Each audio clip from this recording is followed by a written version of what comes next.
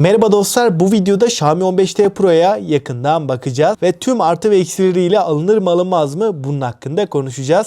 Bana destek vermek, bu tarz incelemelerin devamı için alt taraftan beğenip abone olup zili açmayı unutma. Destekleriniz benim için çok önemli. Şimdi ilk olarak fiyatlarla başlayalım. Xiaomi 15T Pro'nun 12 GB RAM, 512 GB depolamalı versiyonu şu anda 45.900 yani 46.000 TL. Bu fiyatı almak mantıklı mı? Son bölümde konuşacağız. Şimdi tasarımla başlayalım. Tasarımsal açıdan Xiaomi 15T Pro'ya baktığımda açıkçası oldukça premium ve kaliteli bir telefonla beraberiz. Tasarımsal açıdan dörtlü kamera paketi sade tasarımıyla beraber gerçekten ayrı bir telefon. Kalınlık ve ağırlık kısmında 7.9 mm kalınlık ve 210 gramlık bir ağırlığa sahip. Boyutun oranla çok ince değil, çok kalın olduğunu da söyleyemem. Burada orta seviye diyebilirim ama elinize aldığınızda elde tutuş hissiyatı olarak oldukça premium bir telefonla karşılaşıyoruz. Arka kapak fiberglass, çerçevelerde alüminyum bir çerçeveye sahip.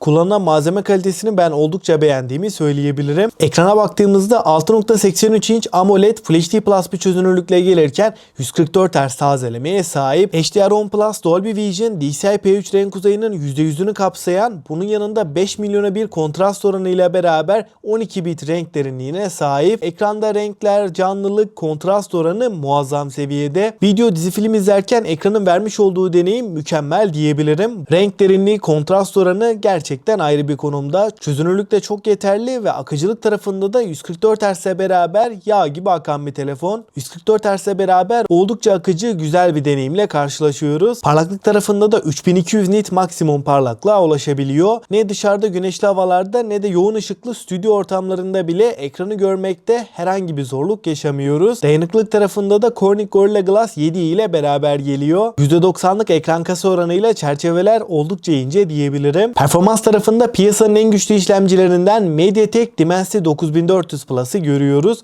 MediaTek'i duyduktan sonra videoyu kapatmayın. Burada MediaTek'in Dimensity serisi hem verimlilik tarafında hem de ısınma anlamında geliştirilmiş bir işlemci. Aynı zamanda performans olarak da piyasanın en iyilerinden. 3 nanometrelik bu işlemcimiz Antutu'da 3 milyon puanları zorluyor. Geekbench'te de tek çekirdekte 2730, çoklu çekirdekte 8630 almayı başarıyor. Performans testlerinde de zirvelerde olan bir işlemci. Oyunlarda PUBG'de en düşük ayarlar 120 FPS'i rahat rahat görüyoruz. Yüksek ayarları aldığımız zaman da 60 FPS'te sabit, stabil bir deneyim veriyor. Ve uzun süreler oyun oynadığımızda, telefonu zorladığımızda, yarım saatin üstünde bir PUBG oynadığımız zaman çok fazla ısınmıyor. Stabilite kaybı, performans düşüşüyle de karşılaşmıyoruz. Gerçekten oldukça stabil ve iyi bir performans veriyor. Günlük kullanımda da arayüzde, menüde, uygulamalar arasında geçerken oldukça stabil ve pürüzsüz bir deneyimle karşılaşıyoruz. Uygulama açılış hızları gayet yeterli. Arka planda 2-3 uygulama açık bıraksak bile herhangi bir yavaşlama, donma, takılma sorunu kesinlikle yaşamıyoruz. Depolama biçiminin de UFS 4.1 olduğunu söyleyeyim. Yüklemeler ve uygulama açılış hızları gayet iyi seviyede. 15T Pro'nun performansını genel anlamıyla değerlendirirsem bir amiral gemisi olduğunu bize sonuna kadar hissettiren gerçekten oldukça sağlam bir performansa sahip. Oyun oynamak için de alınabilecek en mantıklı telefonlardan veya telefonu alıp uzun ömürlü kullanacağım, benim için performans birinci öncelik diyorsanız da Xiaomi 15T Pro 45.000 TL fiyatıyla rahatlıkla alınabilecek bir telefon. Kamera kısmında ana kameramız 50 megapiksel f1.6 ve OIS desteğine sahip.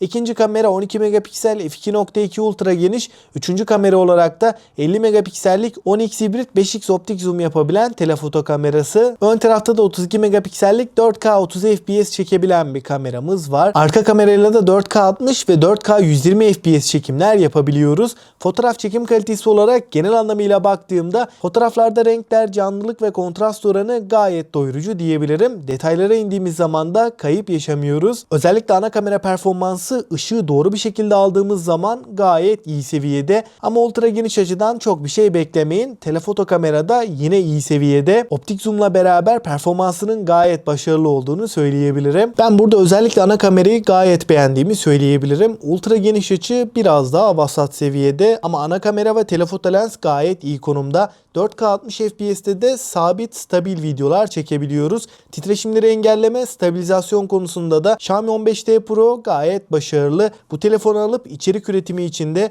rahatlıkla kullanabilirsiniz. Genel olarak kameraları değerlendirecek olursam fiyatını oranla düşündüğümde Xiaomi 15T Pro ultra geniş açı hariç benden tam notu aldı. Batarya tarafında 5500 mAh batarya ve 90 Watt hızlı şarj desteğine sahip. Kutu içeriğinden bu adaptörde çıkıyor ve sıfırdan 100'e ortalama 36 dakikada bu bataryayı doldurabiliyoruz. Batarya performansı olarak da gündelik bir kullanımda çok fazla oyun oynamadan 7-8 saat ekran sürelerini rahat rahat görüyoruz. Burada 144 Hz'lik bir tazeleme hızının olmasına rağmen bu süreler gayet iyi seviyede. Oyun odaklı, performans odaklı bir kullanımda da 5 saatlik ekran süresini görebiliyoruz. Yani batarya performansı genel anlamıyla bir gün rahat rahat çıkartacak seviyede. Yazılımda da Android 16 ve HyperOS 2.0 ile gelirken HyperOS 3.0 güncellemesi de geldi. Yazılım deneyimi olarak arayüzde, menüde, uygulamalar arasında geçerken animasyon efektleri, geçiş efektleri oldukça tepkisel ve hızlı diyebilirim. Herhangi bir lag, donma, takılma sorunuyla kesinlikle karşılaşmıyoruz. Ve 5 yıl Android, 6 yılda güvenlik güncellemelerini alacak. Kablosuz bağlantılarda Wi-Fi 7, Bluetooth 6.0, 5G ve NFC desteğini görürken stereo Dolby Atmos hoparlörler kullanılmış. Sesler gayet berrak, basslar ve tizlerin ayrımı da oldukça net diyebilirim. Ses kalitesi anlamında da 45.000 bandındaki en sağlam telefon. Güvenlik kısmında ekran içinde parmak izi okuyucu ve yüz tanımayla beraber geliyor.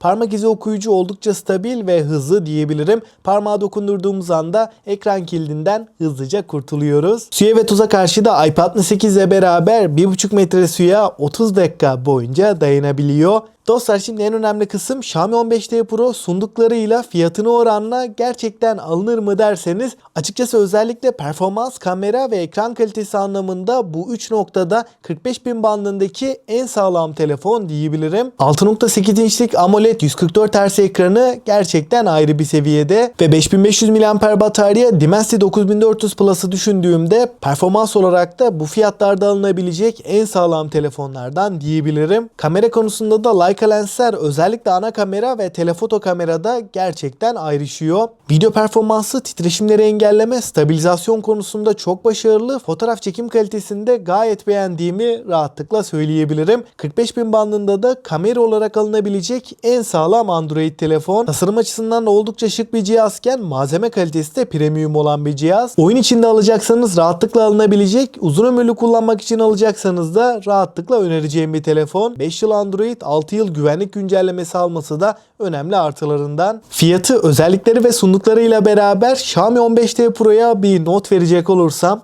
benden 8.5'u aldı. Bu telefonun en büyük eksisi ultra geniş açı diyebilirim. Ana kamera ve yardımcı kameralar başarılı iken ultra geniş açı burada biraz daha vasat kalıyor. Bunun dışında performans, ekran kalitesi, kamera ve batarya anlamında bu 4 noktada gerçekten sağlam bir telefon. 45.000 bandında da rahatlıkla önereceğim, aldığınız zaman da pişman etmeyecek bir cihaz. Peki siz ne düşünüyorsunuz? Xiaomi 15T Pro sizce alınır mı? Görüşlerinizi mutlaka bekliyorum. 15T Pro'nun en ucuz, güvenilir satın alma linkleri de açıklama ve yorumlarda var. Oradan rahatlıkla alabilirsin. Aklına takılan herhangi bir soru olursa da yine mutlaka yorumlarda buluşalım. Elimden geldiğince yetişebildiğim kadar cevaplamaya çalışıyorum. Ben Ozan. Sonraki videoya kadar kendinize çok iyi bakın. Hoşça kalın.